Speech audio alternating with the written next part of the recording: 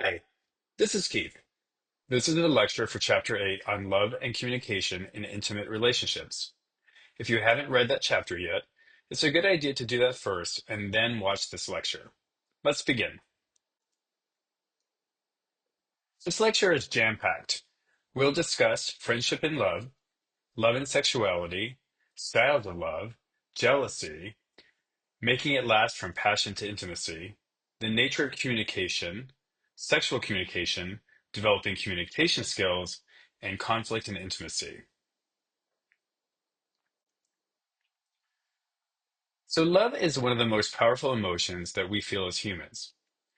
Love is complicated since it can both be a feeling and an activity. So, we can both feel love for somebody and we can also act in a loving way towards someone else. Sex can also be a barometer for the quality of our relationships. So, in this chapter, we'll explore different types of love and also different features of love and how it intersects with communication in our intimate relationships.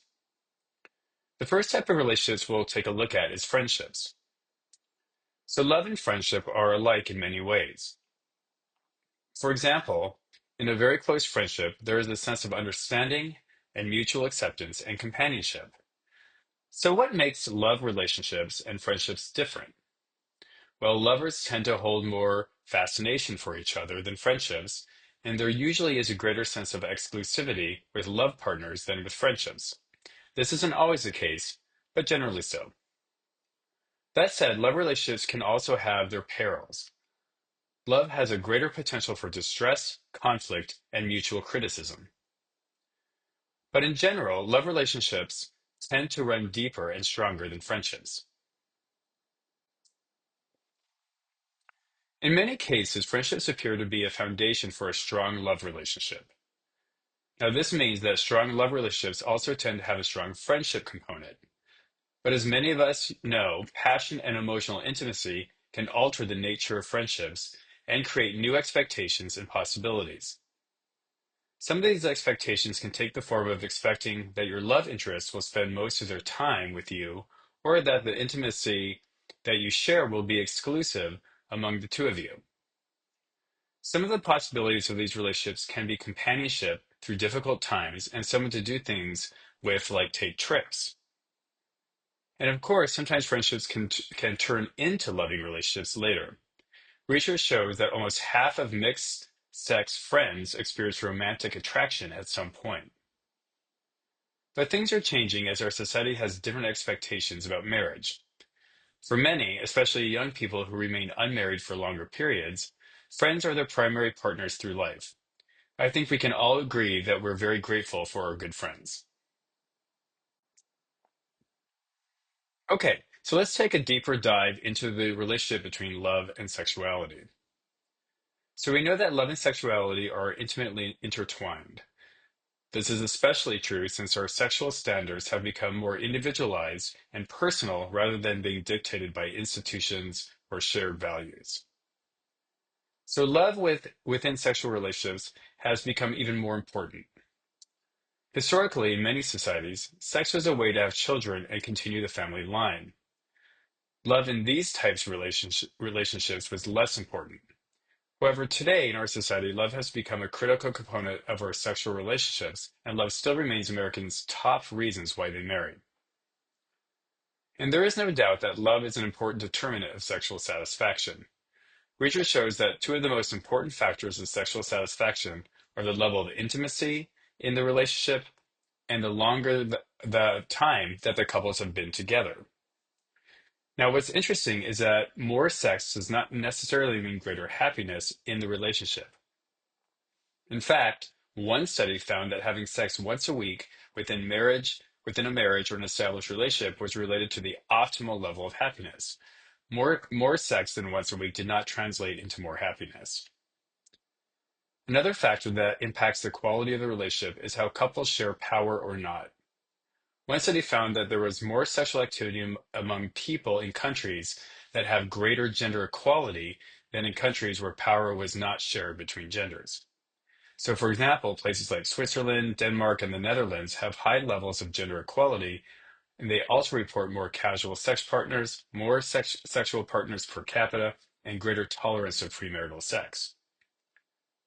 And sexual activity certainly is influenced by a number of other factors, including environmental factors, the physical environment, cultural factors, and of course, someone's particular subculture. In Chapter 5, we talked about gender and gender diversity. Society tends to tell us that men and women view sex and love quite differently. So, what does the research say? The research says that men and women tend to share more similarities than differences. However, there are some differences in their perspective towards love and sex. For example, women express more desire for support in relationships than men. But mostly, there's a high level of consistency across gender in expectations about love between men and women. Now, despite these similarities, traditionally, women were labeled good or bad based on their sexual experiences and values, whereas men typically have been rewarded for similar sexual behaviors. Whether or not a person accepts this sexual double standard can influence their behavior. For example, adolescents who believe this sexual double standard, they're more likely to report intention to be sexually active in the next year. So it does have some real world implications. Research has also taken a look at attitudes and behaviors in gay and lesbian couples. For example, studies generally show that men who have sex with men have similar rates of sex as heterosexual men, but lesbian women have less sex than gay male couples and heterosexual couples. But lesbian couples report similar levels of sexual satisfaction as heterosexual women. Let's now take a look at different configurations of love and sexual relationships. Let's start with celibacy. So, someone who is celibate means that they do not have sex. This may be a choice for some. For others, it may be the result of life circumstances, or their low interest in sex, or they don't have sex because of their concerns over STIs.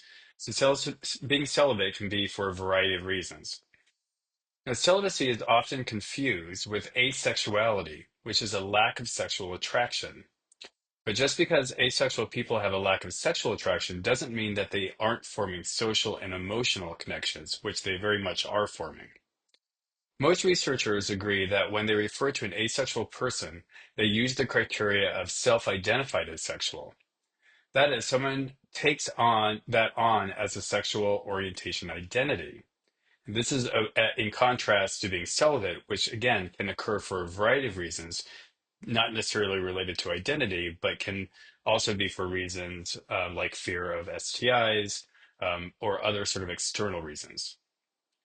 Estimates for prevalence of celibacy and asexuality vary since these can be difficult to define.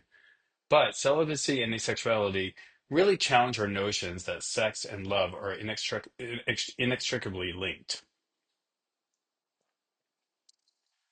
A fundamental assumption in our society is that committed relationships are sexually exclusive. While this might be an assumption, it's really not true for every person or couple or even every subculture. But especially for traditional sexual and romantic relationships, extradiatic sex is defined as having a romantic or sexual relationship outside the current relationship that also violates the expectations of sexual exclusivity. Because of varying definitions, it's difficult to determine how many people have extradiatic sex. Do we define extradiatic sex as sexual intercourse or other sexual activities such as oral sex or mutual masturbation? Or do we define extradiatic sex as emotional betrayal? Overall, men are more likely to report having sex with someone other than their spouse than women are, 20% compared to 13%. In exclusive marriages and partnerships, extradiatic sex is assumed to be destructive. Studies show that males and females who seek extra-relational sex partners look for different reasons.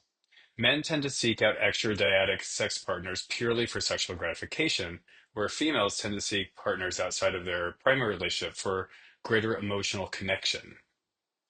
Regardless of whether someone has extradiatic sex for sexual gratification or for emotional connection, when non-monogamy is not agreed upon by both partners, it can be harmful to the relationship. However, there are other types of relationships other than marriage and partners that are not exclusive. For example, in open relationships, partners may mutually agree to have sexual contact with others, and there are different types of open relationships. Swinging refers to having extramarital sex with members of another couple. So swinging means that a couple invites one or more people from another coupled relationship for sex. And that's a bit different than polyamory. Polyamory means multiple loves and refers to the practice of engaging in sexual non-monogamy, typically in long-term loving relationships. An example of a polyamorous relationship would be three people who live together and have committed relationships between all three people in the group, which often involves different sexual relationships to each other. So let's talk briefly about something that most of us have heard of or maybe even engaged in, rebound sex.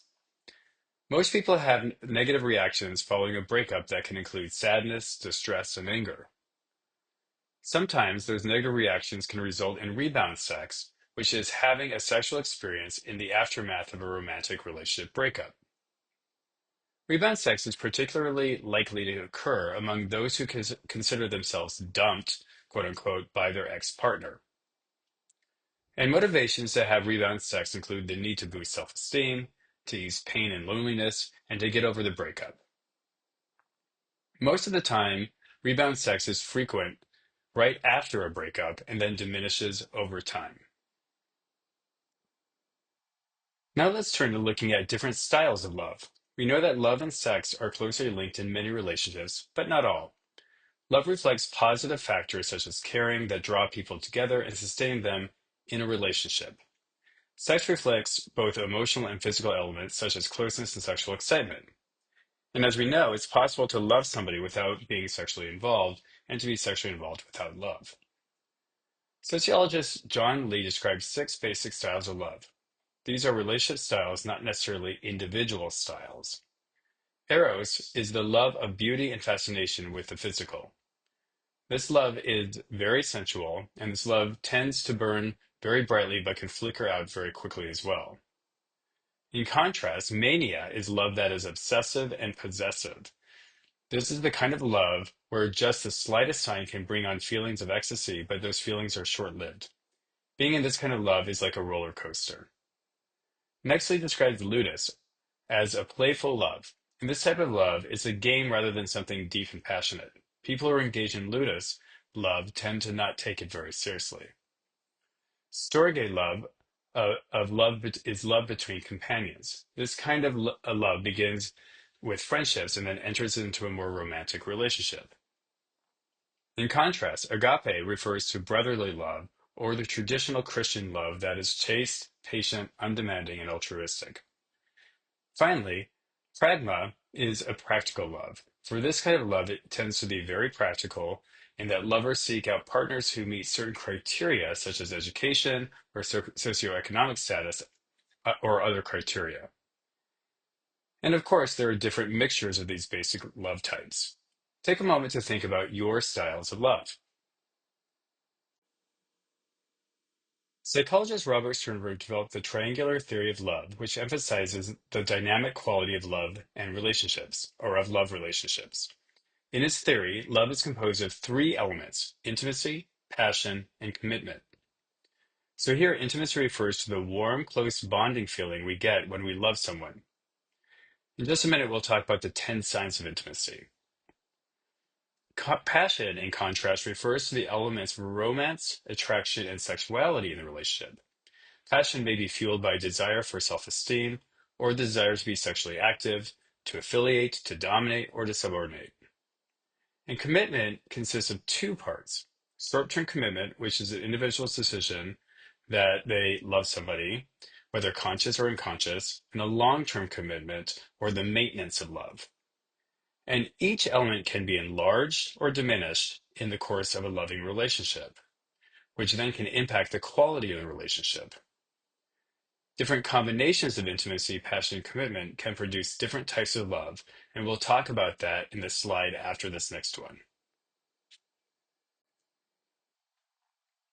Okay, thinking about the intimacy dimension of Sternberg's model, they have proposed that the intimacy can be recognized by 10 signs. So here are those signs: wanting to promote your partner's welfare, feeling happiness with your partner, holding your partner in high regard, being able to count on your partner in times of need, being able to understand your partner, sharing yourself and your possessions with your partner, receiving emotional support from your partner, giving emotional support to your partner, being able to communicate with your partner about intimate things, and finally, valuing your partner's presence in your life. So, again, these are sort of the 10 signs of intimacy. And as noted before, different combinations of these dimensions can create different types of love. So, liking, which is intimacy alone, forms the basis of close relationship. Infatuation, which is passion alone, is love at first sight. Romantic love, a combination of intimacy and passion, is similar to liking but more intense as a result of attraction.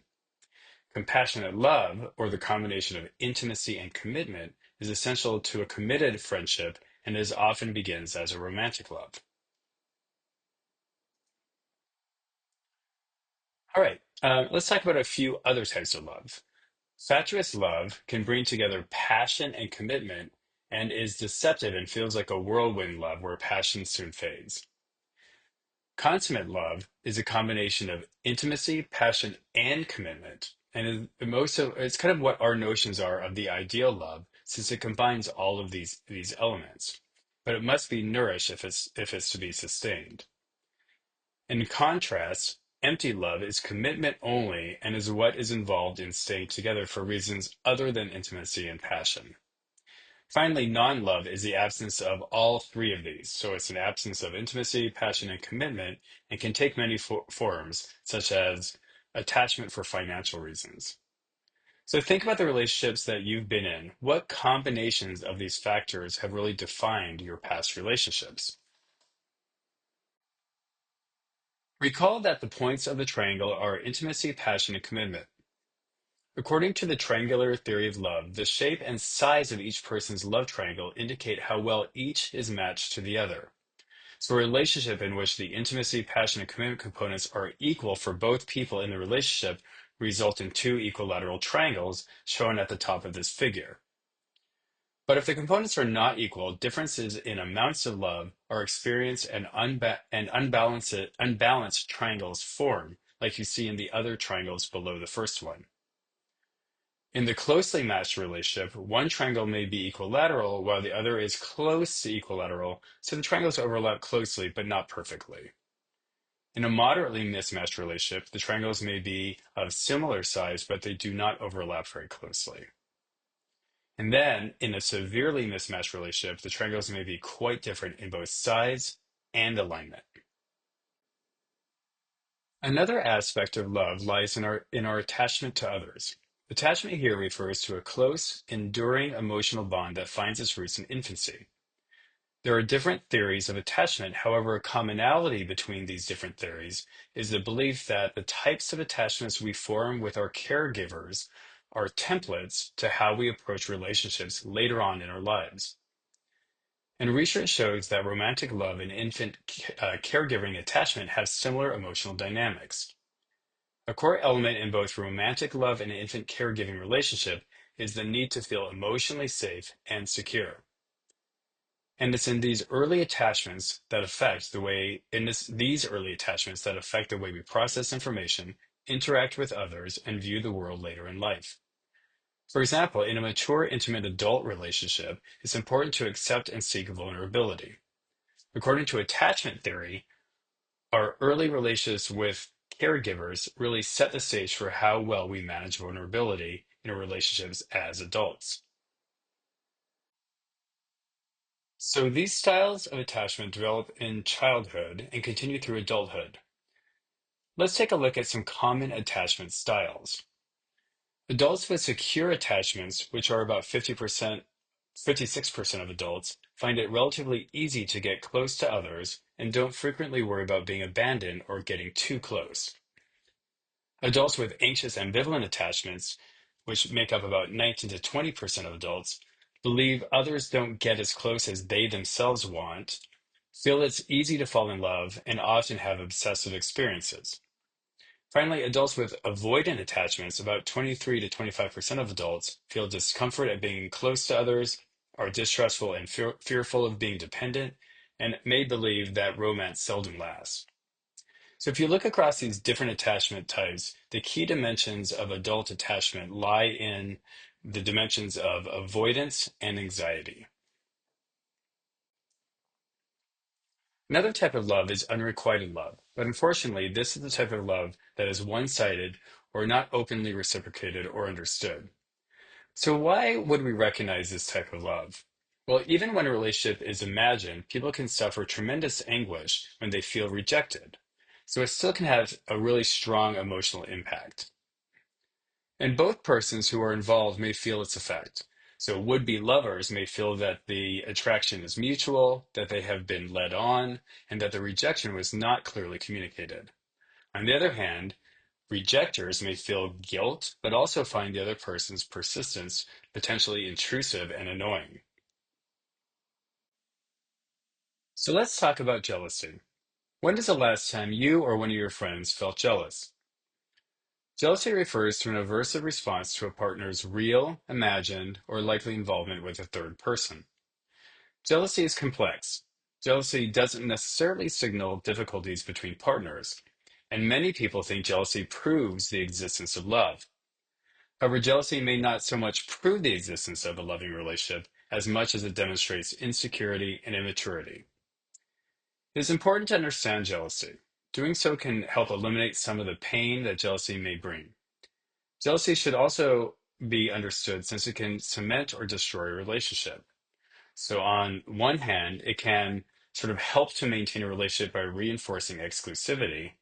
But on the other hand, jealousy has been linked to violence in marriages and dating relationships. Studies show that those who feel inadequate, secure, or overly dependent are more jealous than others. However, jealousy can also enrich relationships by reinforcing exclusivity and sparking passion. So, how do different genders or sexes handle jealousy within relationships? We know that both sexes may elicit jealousy intentionally. One study found that 31% of women and 70% of men had intentionally elicited jealousy within the relationship.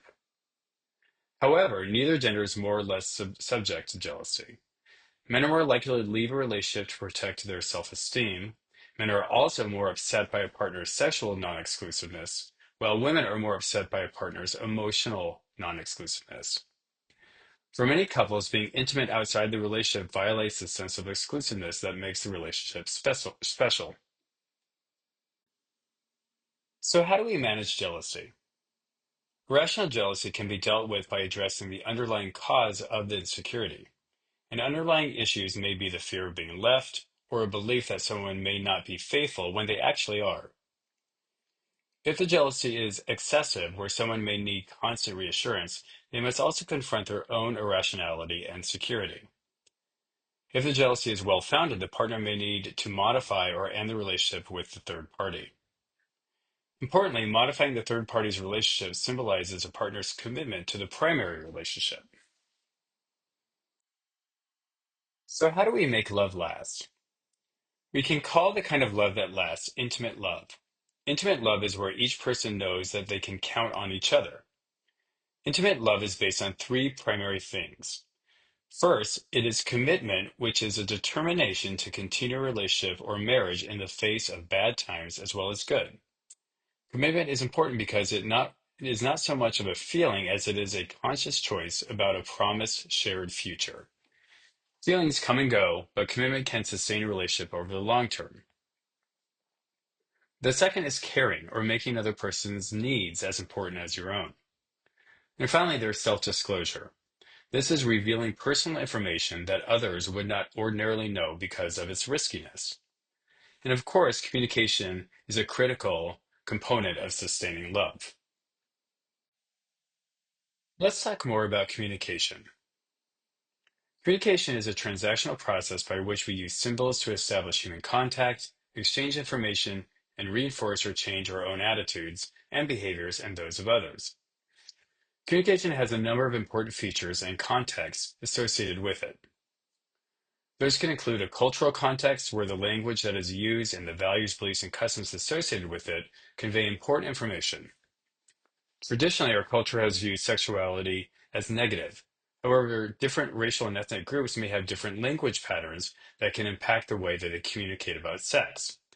For example, research shows that among Black US adults, language and expressing patterns are characterized by emotional vitality, realness, and a focus on direct experience.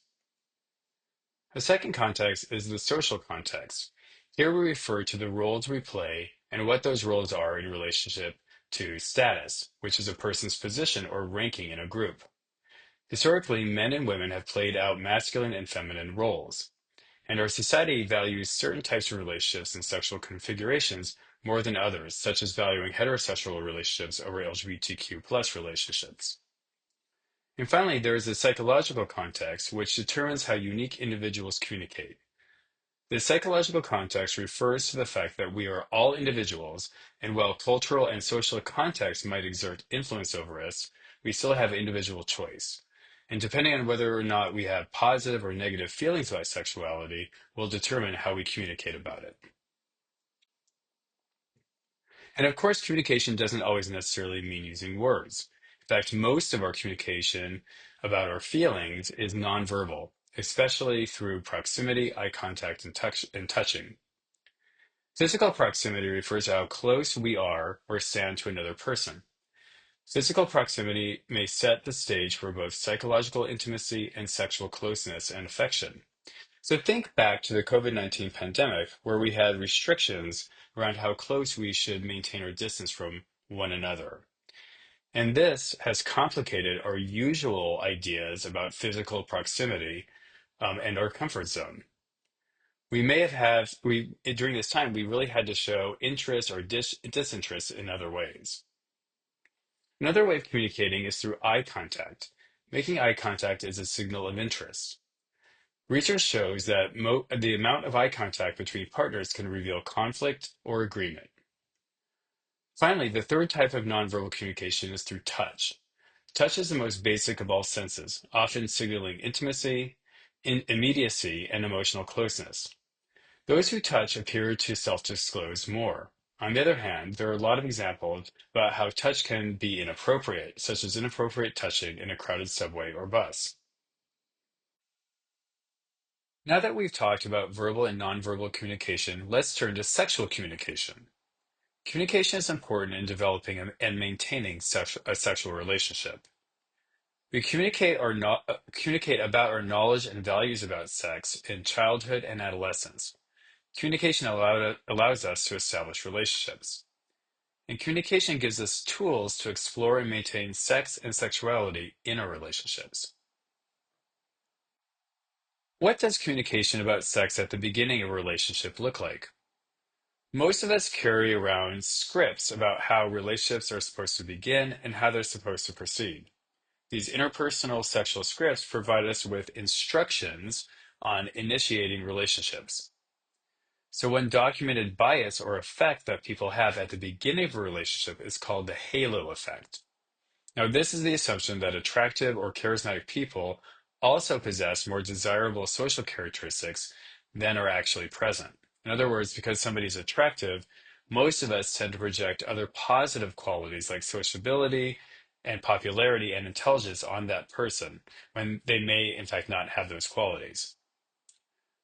So now that you've decided you like somebody, what happens next? First, there has to be some sort of indication of interest, which may take the form of both verbal and nonverbal communication. Sometimes these are called opening lines. Studies show that women tend to like opening lines that are innocuous, such as, "Are you a student here?" rather than direct opening lines like, "Hey, you turn me on." Eventually, somebody has to make the first move. This signals that there is an interest in moving the relationship from a non physical relationship to a physical, intimate relationship. And if both partners agree, then a number of other tasks will occur that include talking about each other's sexual histories and understanding each other's relationship history. All of these tasks can be very exciting, but they can also be very nerve-wracking because while people want the promise of an intimate relationship, we also don't like rejection. So that's why these steps often occur with a combination of verbal and nonverbal cues. How do gender differences impact how partners communicate with each other? The work by linguist Deborah Tannen shows that men's talk tends to focus on relative hierarchy, while women's talk focuses more on connection. So, after a conversation between a couple, men might more often wonder if he is in a one up position or a one down position, while women may question whether the conversation brought them closer or further apart. Other gender differences in communication include women asking more questions than men do, and women tend to use more hedging words like maybe more often than men. Meanwhile, men tend to use longer phrases than women and more nouns than women. That said, most partner conversation reflects both hierarchy and connection, along with differing conversational styles. One important dimension is that couples that are experiencing more sexual difficulties tend to have more challenges communicating with each other. An important part of that is research showing that sexual communication was found to be strongly associated with women's sexual desire. I think most of us will agree that good communication is central to a healthy, intimate relationship. So, what are the obstacles to talking about sex? There are a number of them. First, we rarely have models for talking about sex, so it's difficult to know where to begin. Second, talking about sex tends to define us in our culture as being interested in sex, which to some people may be considered bad. Third, we might believe that talking about sex could threaten the relationship in some way, so we avoid doing it. And finally, as a society, we are reluctant to talk about sexual difficulties.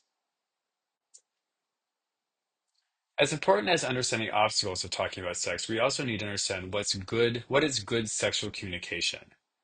Self-disclosure, trust, and feedback are three keys to good communication. Self-disclosure makes mutual understanding possible. Self-disclosure is reciprocal. That is to say that when we share important parts of ourselves, our partners are more likely to share intimate details of themselves as well. While not universal, men in general are less likely than women to disclose intimate aspects of themselves, and of course, this can cause conflict. The lack of self-disclosure can take the form of deceptions regarding one's response to sexual activity, orgasm, and safer sex practices. The second aspect of developing good sexual communication is trust. Trust is a belief in the reliability and integrity of a person. It's critical because self-disclosure makes us vulnerable and trust influences how we interpret ambiguous messages. Finally, the third feature of good sexual communication is feedback, which is the ongoing process of restating, checking the accuracy of, questioning, and clarifying messages. Now, here you see the communication loop that involves feedback. In successful communication, feedback between the sender and the receiver ensures that both understand or are trying to understand what is being communicated. For communication to be clear, the message and the intent behind the message must be congruent. Nonverbal and verbal components must also support the intended messages. Communication includes not just language and word choice, but also nonverbal characteristics such as proximity, eye contact, touching, tone, volume, pitch, rate, and silence. Let's end our presentation today by talking about how we handle conflict in intimacy. Conflict is a process in which people perceive that incompatible goals and interference from others is hindering them from achieving their goals. The more intimate two people become, the more likely they are to experience some sort of conflict. We should know that conflict is not in itself a dangerous thing. Everyone's going to experience conflict. Can't threaten a relationship, what can threaten a relationship is how conflict is handled. And it's no surprise to anyone that disagreements about sex can lead to conflict. For example, conflicts can occur if one person wants to be sexual and the other one doesn't. Sex may also be used as a scapegoat for non-sexual problems. Arguments can also be a cover-up for feeling disinterested. So for couples with children, awareness of the common relationship patterns can help them deal with conflict. It's well documented that satisfaction is relatively high in the early years of a relationship and decreases during child-rearing years and goes back up after children are grown. So there's lots of different nuances to conflict. How couples deal with conflict reflects and can also contribute to their relationship happiness. Good communication tips include communicating with affection and interest and integrating humor when appropriate. If relationship is sound, these differences can be absorbed without undermining basic ties in the relationship. Rather, these differences can be seen as a unique expression of two personalities. All right, we've come to the end of this lecture.